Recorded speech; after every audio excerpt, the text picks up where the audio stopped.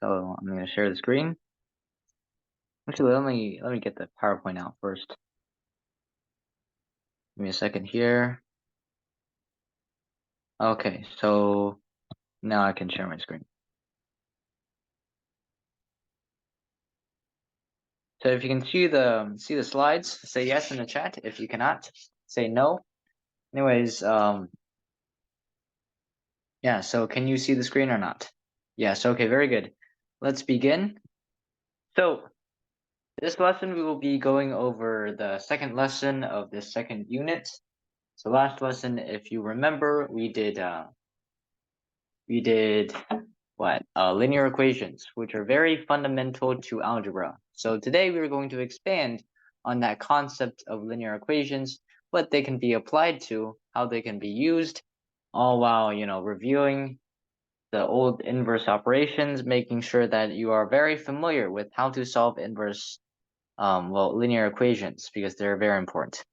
Okay, so today's schedule, we'll be going over homework briefly. We will review some linear equations. We'll solve some word problems. That's the objective of today, is to solve word problems with linear equations. So algebraic word problems. Then we'll go over some practice problems. So let's just quickly go over the homework problem. So I'm just going to give you 1 minute to put your answers in the chat. And then I'm going to ask for some volunteers who can solve this for us.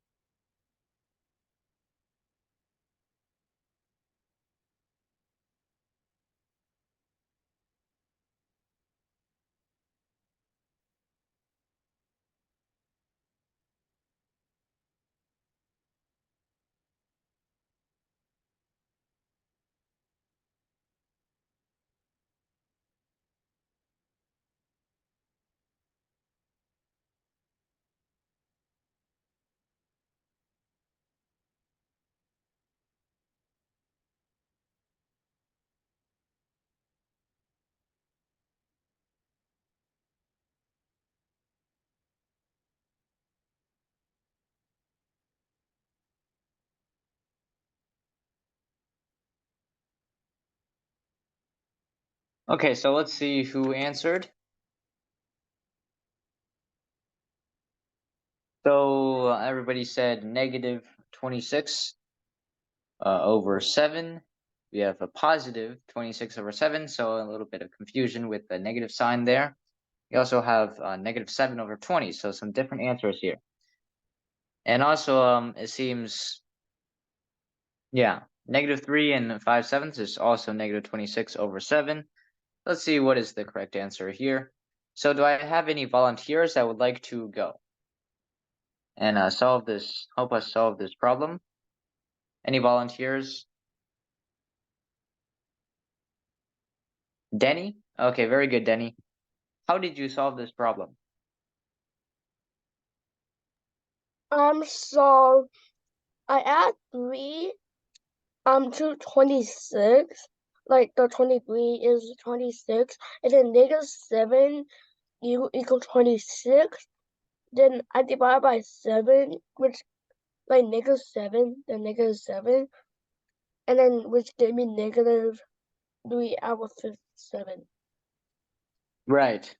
So all you have to do is to move the 3 to this side, right? And then you have to get rid of the 7 there. So the point here is you have to isolate the variable and the numbers. That's a key point.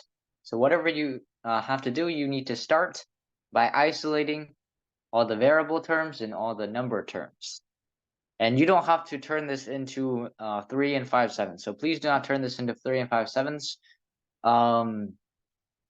The higher you go, the more advanced level you're at in math, the less you're going to see those mixed numbers.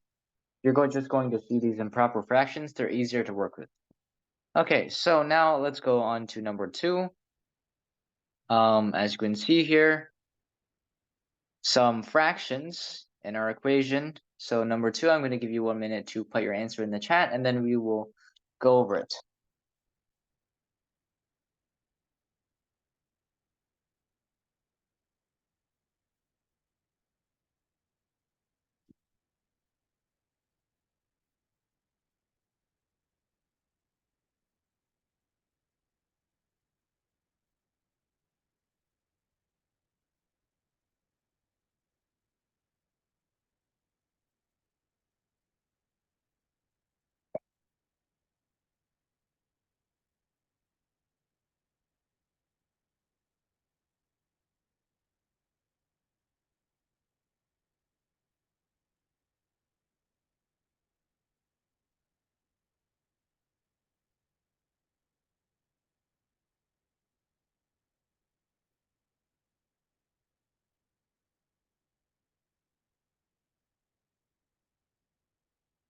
All right, so let us look at these answers.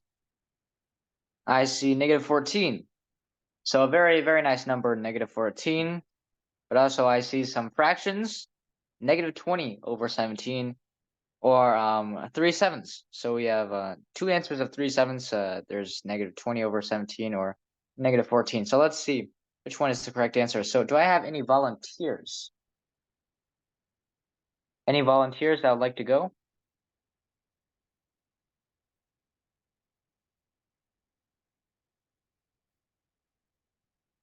So I'm going to pick someone to explain their answer. So let's see who answered here. All right, so how about Braden?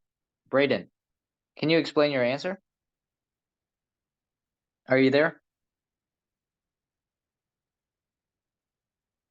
Yeah, so I got x equals 3/7 because I found out the difference between 6/7 and 3/5, which is 9/35. So I knew that the x on the top would be a fraction divided by the bottom fraction. So I found out that it was supposed to be 3/7 over 5/3. Right. So let's go through this step by step. What is the first thing that you did? Did I you move found out, this to this side? yeah, so I Okay, did, so see, that's what you don't want to do. What you don't want to do in algebra is you don't want to add fractions because people make a lot of mistakes when they add fractions, and plus it is very slow to add fractions. So instead, you see this big thing right here. You don't want to have fractions within fractions, so let's simplify that first, and then we can work with better numbers. So this is just x over 5/3 is just 3x over 5. You flip that over. So you see this equation, it looks much better, right? So now you still don't want to add fractions. So what do you got to do? How do you get rid of the fractions on the bottom here? You have to multiply the least common multiple, as I taught you last class. So you have to multiply the least common multiple. You multiply by 35. Okay. So now when you multiply by 35, you see it cleans out all of the fractions. There's no fractions anymore. This is just going to be a 3x times 7 minus 6 times 5 is equal to -3 times 7. So you see 21x minus 30 is equal to -21. 21x is equal to what? Let me see. 21x is equal to 9. So x is equal to 9 over 21, which is equal to 3/7. So your answer is correct, but you don't want to add fractions. So good job on your answer, but next time make sure you have to do this method because it is much better, much more accurate method. Okay, so let's go on to the next one. Number 3, this one's a bit easier, no fractions here. Negative 24 is equal to 6 times 10 plus z. Make sure you remember the distributive property, which I think you learned, in earlier grades. So I'll give you 1 minute to post your answers on this, and then we'll go over it.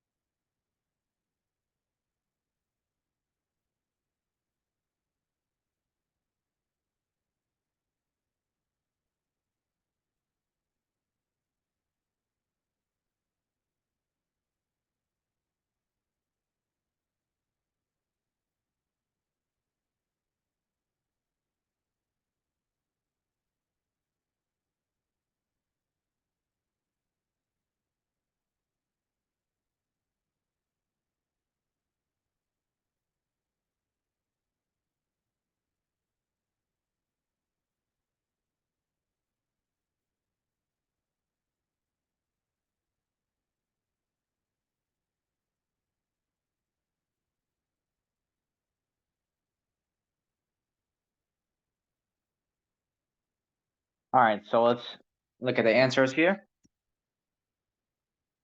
So 8 answers, very good. I think everybody got this one. Most people got this one, negative 14, so very good. Actually, I saw one over here that is positive 14, so we'll see if it's negative 14 or is it positive 14. So let's see who can volunteer for this, or I'll call on somebody. Does anybody want to volunteer to solve this problem?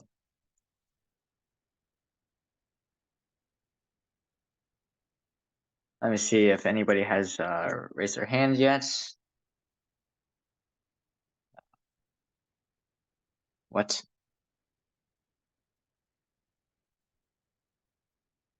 Actually, I accidentally logged out, so let me share my screen again. Technical difficulty. Anyways, Ivan, yes, very good. So Ivan, please share your screen, or no, not share your screen. Share your answer. How did you solve this? So first, I distributed 6, so 6, you get negative 24 equals 60 plus 6z, and then I subtracted 60 on the right side and subtracted 60 on the left side, so I got negative 84 equals 6z, and then if you divide 6 on both sides, you'll get negative 14 equals z. Very good.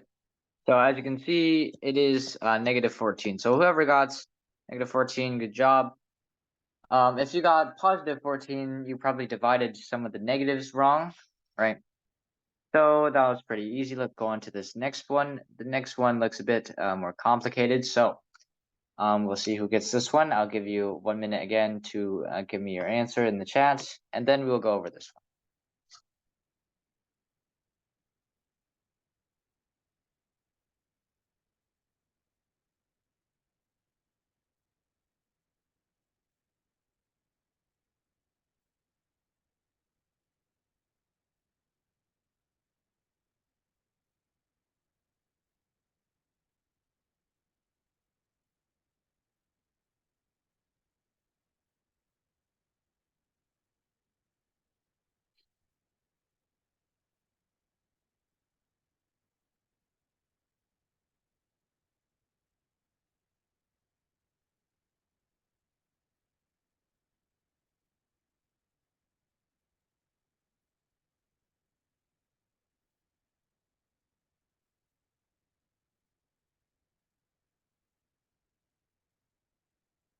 All right, so let's see these answers. So we have 5 and negative 1/5.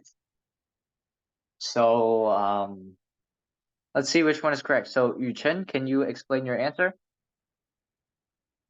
I don't think I got that one correct. So, Well, let's go through it but step. I thought, So what did you do first? but so I distributed the 3 into negative 2r as well as 30 into negative r minus. Like this, right? Yeah, And and then what then did for I did the division for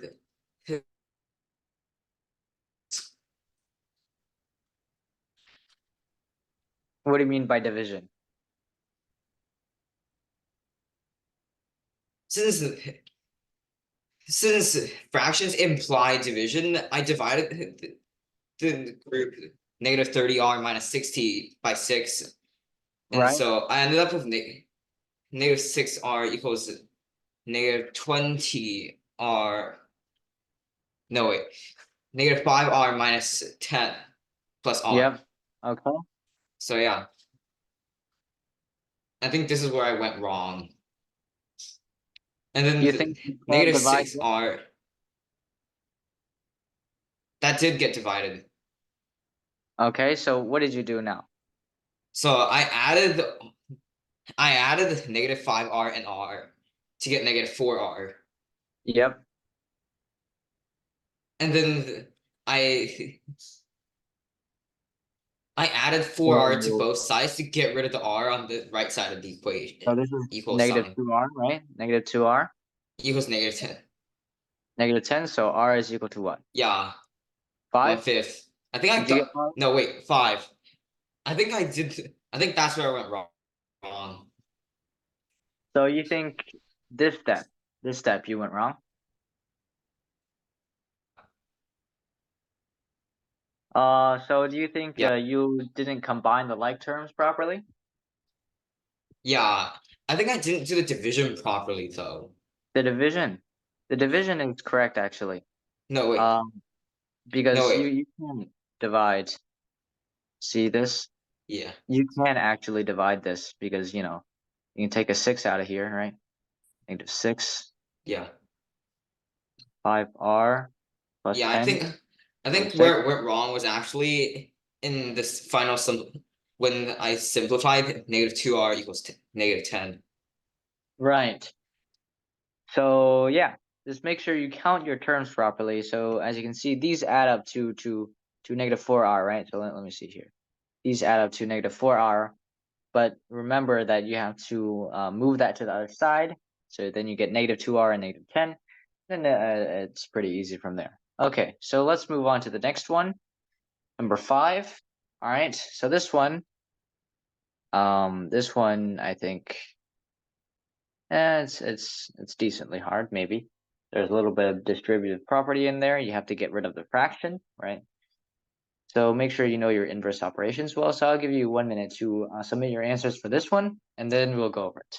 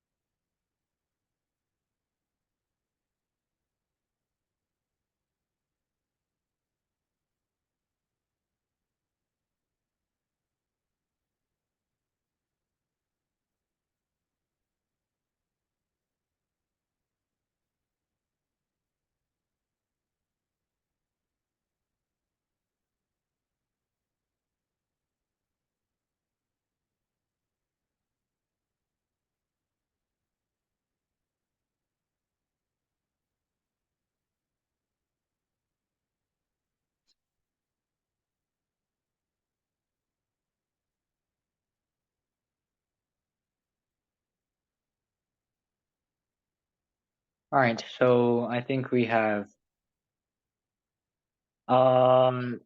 like 5 answers or 4 answers. Yes, Justin, if you do not want to be called on, just say so. Okay, I will not call on you. Anyways, -6, but we also have -3, 4. So let's see what is the correct answer here. So who wants to volunteer for this answer? Zemo? Okay, that's great. If you do not want to get called on, I will not call on you. Okay, so if you are not comfortable with answering in front of the class, that's fine. Let's see. How about Joey? Can you explain your answer?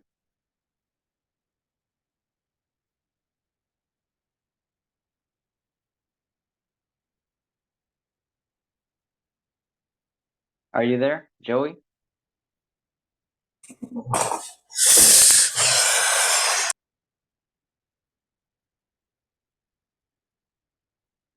Can you answer the question?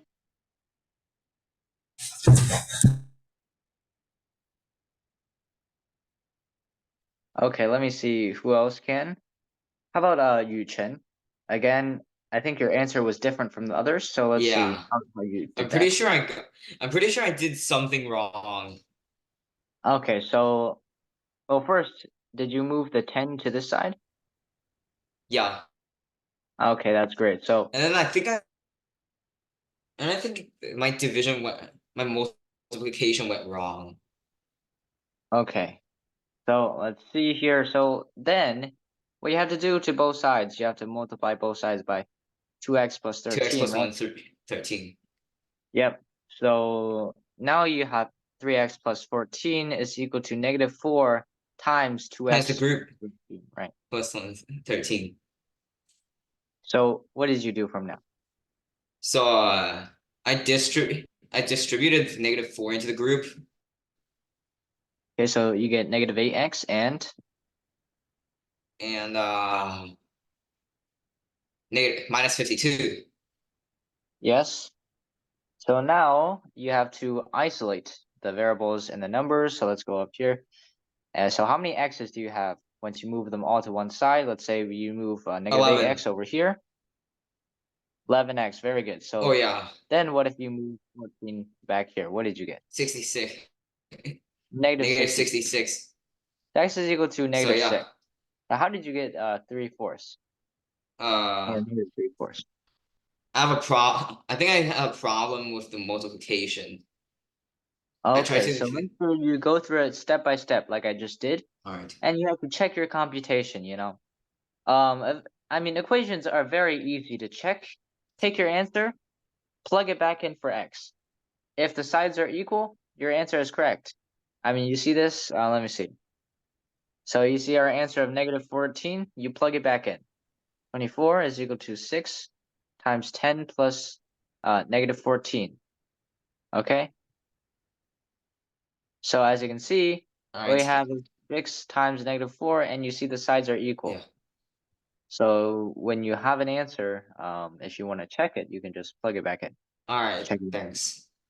Okay, so now we can go on to review the inverse operations if you have trouble with them. So everybody in the chat, just let me think.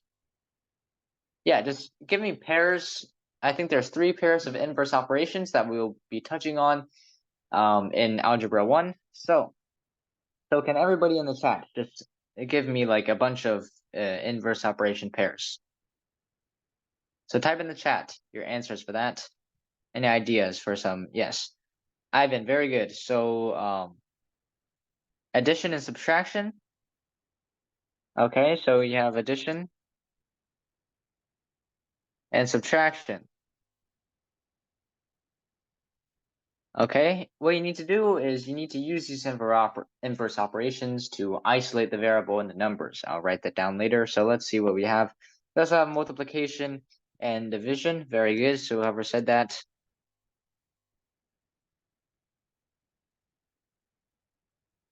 So these things you need to notice, right? Okay, let's see. Let's go back here. As you can see, all of these fractions, you don't want that, right? So to get rid of the division here, you have to multiply. As you can see, inverse operation, very important. Okay, somebody also said power and root. Very good. So if you have, like the square root of x, for example, square root of x is equal to 4, square both sides. Okay, that's going to be equal to x is equal to 16. All right, that's what you have to do to get rid of the roots. All right, so now what is the key point? All right, so let me write the key point here. Key point. Use inverse operations. All right, to isolate the variable. When you isolate the variable, then you can solve for the variable. So that's what you need to do. Okay. So now let's talk about some basics for how to solve word problems. I'm sure a lot of you have solved word problems before, but not many with algebra in it, right? So what you need to do to solve a word problem with algebraic equations, the tips and tricks. So I'm sure because most of you have solved word problems before, you know how to approach a word problem normally, right? So can everybody just type in the chat? What are some tips that you need to be aware of when you're reading a word problem, solving a word problem? What are some things that you need to notice or any important stuff when you're solving a word problem?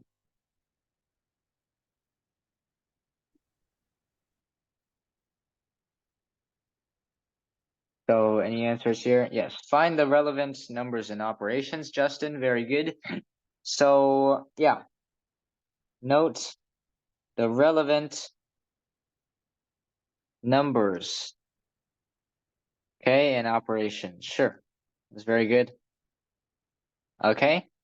Here, relevant, right? So let's say that we have a word problem.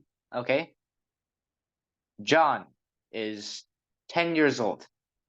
He has 5 apples and he gets 2 more apples. What does he have at the end of the day? Does John being 10 years old matter? No, it doesn't.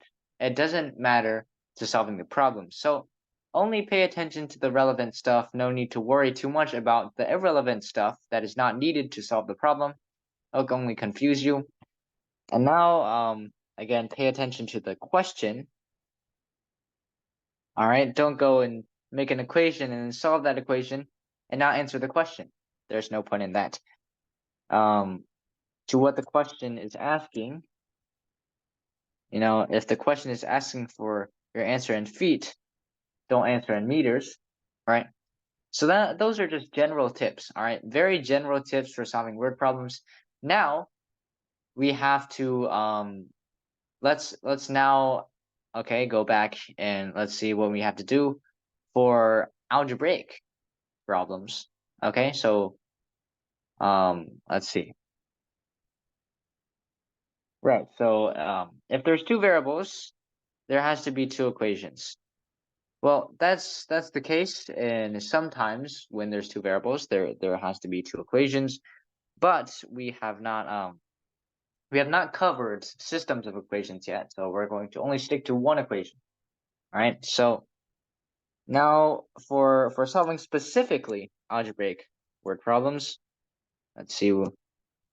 Okay, solving specifically algebraic word problems, you need to find the unknown. All right, this is associated with paying attention to the question. What is the question trying to ask you? What do you have to know? Find the unknown, and that is denoted as the variable, right? Because as I said earlier, the variables in algebra, and word problems usually denote the unknown, and you're trying to find the variable, okay? And then after you find the variable, make an equation representing the problem, just like that. Okay, so the latter half of this class will be you guys trying to solve these word problems. All right, so this first one, I'm just gonna throw you right into here. This one is quite easy, actually. This one is a bit easier, right? So this one should be quite a simple word problem. And basically, remember, read the question, find the relevant numbers, find the unknowns, denote them as variables, and then create an equation that represents the question. Then when you solve that equation, then you can find the unknown and answer the question. All right. So I'll give you like 4 or 5 minutes to solve this problem. All right. I'll give you guys enough time to do this, and then I will go over this. So please start working now.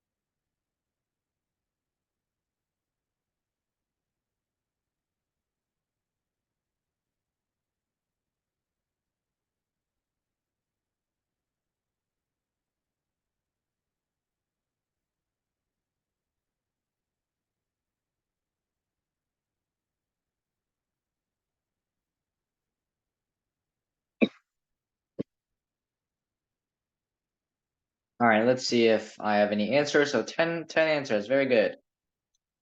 Or not 10 answers. Let's see. So Yuchen says 6 weeks. Everybody else says 10 weeks. Okay. And let's see what the correct answer is. So who wants to volunteer for this question? Any volunteers? Let's see who answered. Aaron, would you like to answer? Yes, I would like to answer.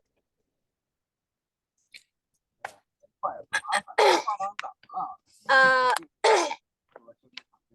since Steve gets $10 more per week, and Joe starts with $100 more. It will take him 10 weeks to get the same amount of money as Joe. Okay, well, let's do this in an equation, right?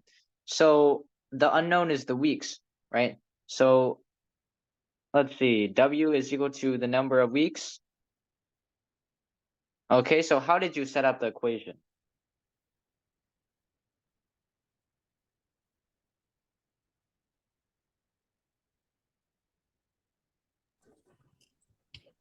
Like 10. I don't know how to set up this equation. Okay, that's fine. So let's say left side is Joe. Okay, let's say the left side is Joe. Let's just start here, right? So Joe starts with what? What does he start with? He starts with $105. Right, so 105. And how does he save? Well, how much does he save every week? He saves $5 every week. Okay, so $5 every week, right? So that's 5x, all right? Or not 5x, 5W in this case. So 5W here. So if he saves money for 2 weeks, he's gonna have 105 plus 5 times 2, right? Well, how much does Steve start with?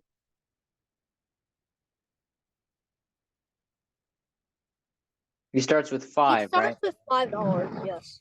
And how much does he save every week? He saves $15 every week. Okay, so this is 15W, right? So all you have to do is now you have to solve this equation. So you see it becomes easier when you have this equation. So let's move 5 to the side. Okay, W to the side. Here we get 100 is equal to 10W. W is equal to 10 weeks. So everybody who got 10 weeks, good job. Okay. So I don't know. Did everybody get 10 or not? 6 weeks. Yuchen, how did you get 6 weeks? Oh yeah, I think I forgot to swap. You forgot to swap it. Okay. Yeah. All right. So again, the computational error, you need to make sure you need to check your work, right? So 10 weeks to save the same amount of money. So this next one is going to be a little bit harder, okay?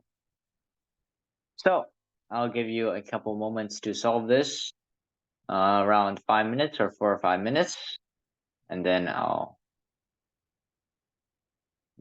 walk through it.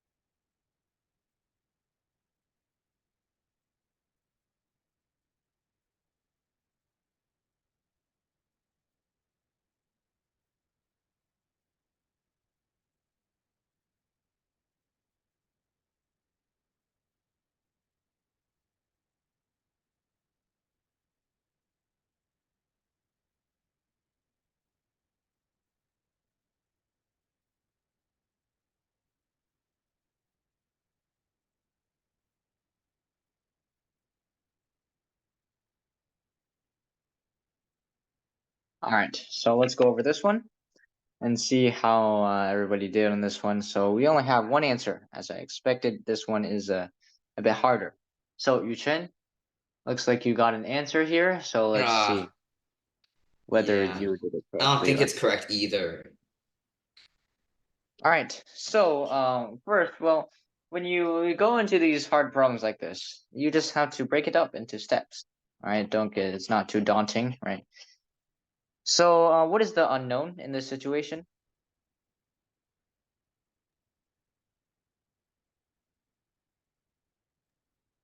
Yuchen, what is the So unknown? the unknown is how much we're invested in the accounts. Right. So did you use one variable or two variables? I used one variable. Right. So you don't want to use two variables in this situation because we haven't learned how to use two variables. So we don't know how to solve for two variables. It's too difficult for us right now. That's why we only use Actually, one. I did, but I used one variable because I felt like this only needed one. Yeah, it only needs one. There's no need for two, actually. It's very easy with one. So variables are very powerful when they relate to other variables. So let's say x is equal to the first account. But what is the second account? It's 5,000 more than the first account, right? So x plus 500 or 5,000 is equal to the second account. So there's absolutely no need for a second variable y in this situation. Okay, so you see how because we notice this, we are able to make x plus 5,000 the second account, and here we only have one variable to solve for. You know how it goes. Okay, it says that the first account earned 5% interest. Okay, so what is that? 5% is what in decimals?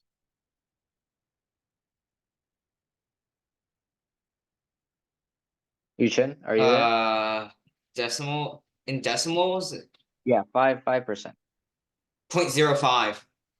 0.05 times the first account, right, which is x. Okay, so what is the second account? 8%. What is 8% in 0.08. 0.08? And what is the second account? X plus 5,000. X plus 5,000 here. Okay, and how much did she earn in interest? 450. Okay. So now we can solve it. So since this one has decimals, we might have to use a calculator. But first, let us just distribute. Okay? So let me try to find my calculator somewhere. Yeah, okay. So you have 0.05x plus we distribute. How did you distribute this? So 0.08 times x plus 0.08 times 5,000. And 0.08 times 5,000 is I think 400. Okay. So Well, 0.13x equals 50. okay, very good. So 0.13x is equal to 50. So that's all we need, right? So now All right. we can find each of the counts. So let's just keep that there. We know that x is going to be equal to 50 over 0.13, which is equal to what? Let me see. 50 divided by 0.13 is equal to 384.62. All right, that's how much money it went into it. Make sure this is rounded to the hundredth place because money can only go to the hundredth place. And now let's go to the second account. Well, the second account is just x plus 5,000. It's just this number plus 5,000. So if you take that, okay, plus 5,000, what is that equal to? It's equal to 5,384.62. As you can see, the first account is this one, second account is this one. See, it's not so hard anymore once you think Oh about it yeah. a little bit more carefully, and you get, you get this. You get this is the important part. The relations between the variables is the important part. Okay, so this hopefully everybody understood that. I don't know if I gave you enough time to do it, but hopefully you understand the basic concepts here. So now let's go to the last question here. It's very similar to the last problem in the sense that you have to manipulate the variable relations. All right. So I'll give you again 4 or 5 minutes to do this, and then I will go over it.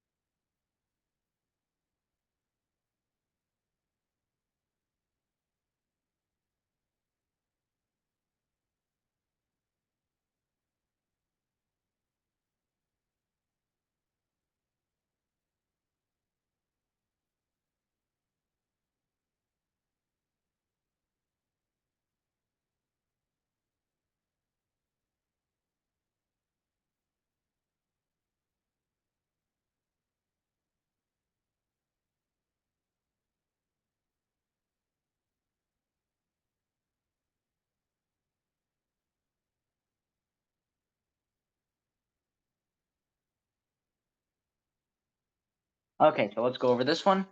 All right, so it says chemist is mixing a 20% solution, acid solution, with a 50% acid solution. Okay, great. Chemist wants to make 100 liters of the 30% acid solution. All right. Okay, and how many liters should each solution be used? Again, we don't need to create two variables here. let's see, we have to look at the variable relations. So Yuchen, can you finally get it this time? Let's see if you got the correct answer here. So what was the variables that you used? So I only used x. What is x equal to?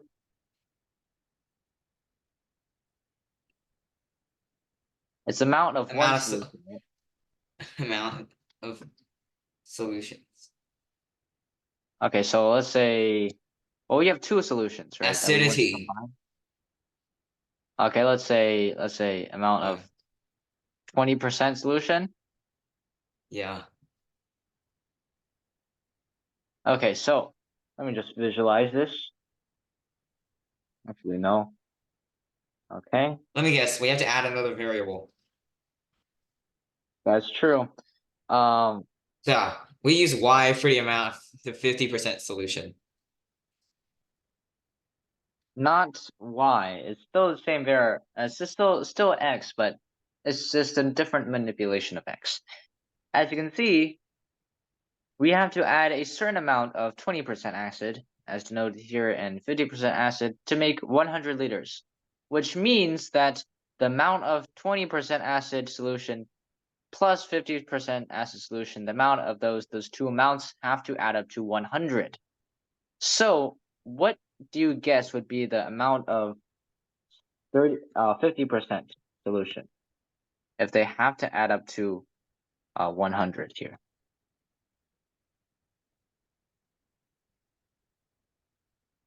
All right. If they have to add up to 100, Yeah. isn't this just 100 minus x? Right? Yeah. Because there's an x amount of 20% solution, but you also know that it has to add up to 100. So the other amount of 50% solution has to be 100x. So now let's look at what happens when you combine these acid solutions. Okay? So when you combine these acid solutions, you get 20%, all right? Let's say 0.2, okay? Of times x, all right? So we're comparing the acid levels here. 0.2 times x, that's 20%. And what would 50% be in decimals? 0.5. 0.5, right? So 0.5 times 100 minus x. Okay, as you can see here, 0.2x plus 0.5 times 100 minus x, and that is supposed to equal the big solution, the 100-liter solution. Okay, and how much acid is that? It's 0.3 times 100, right? So now we can simplify everything. We have 0.2x plus half of 100, all right, 50. Okay, minus 0.5x is equal to, what is this? 0.3 times 100 is 30. As you can see, we have a negative 0.3x is equal to negative 20. All right, you move these to the side. Okay, so what we have here is x is equal to 20 over 0.3, which if you get your calculator out, let's see how much that is. 20 over 0.3, it is going to be 66.67. So you're close enough. You got a 70 to 30. It's pretty close. 36.67 liters for the 20% acid solution, which means that 100 minus x, okay, you're going to have 33.33 liters of the 50% solution. Okay, so that's how you set up the equation correctly. Make sure you really know how these variables work. All right, so the key point here is you need to denote two unknowns with this one variable. Usually you can't do that if there's no relation between these two unknowns, but you do know there is a relation between the two unknowns. For example, in the last problem, what is the relation between the first unknown and the second unknown? You know that the second account is 5,000 more than the first account. So all you have to do is x and then x plus 5,000 for those two variables. In this third problem here, you also know the relationship between the two variables. Okay, you know the amount of 20% solution has to be something, right? And the amount of 50% solution is also something. but the relationship is that they add up to 100. So x, let's say that you really did denote, amount of 50% solution is y. You have x plus y is equal to 100. Well, you can solve this. 100 y is equal to 100 minus x, right? So you need to figure out the relationships between these two unknowns or multiple unknowns, and then denote them all as the same variable. Then it's easy to solve for linear equations, as I did here. As you can see, after you get the variables down, it's quite easy to solve the equation. It's not a particularly hard equation, and then you can answer the question pretty well from there on. So that's the key point for today, how to solve word problems efficiently and effectively. Okay, and I'll see you next time. That is all for today. Thanks. Goodbye, Bye. everybody. I'll put the homework up. Actually, I already put the homework up. All right. So I'll post the recording in a couple of hours or tomorrow. All right. All right. I'll class here, and I'll see you next time. All right.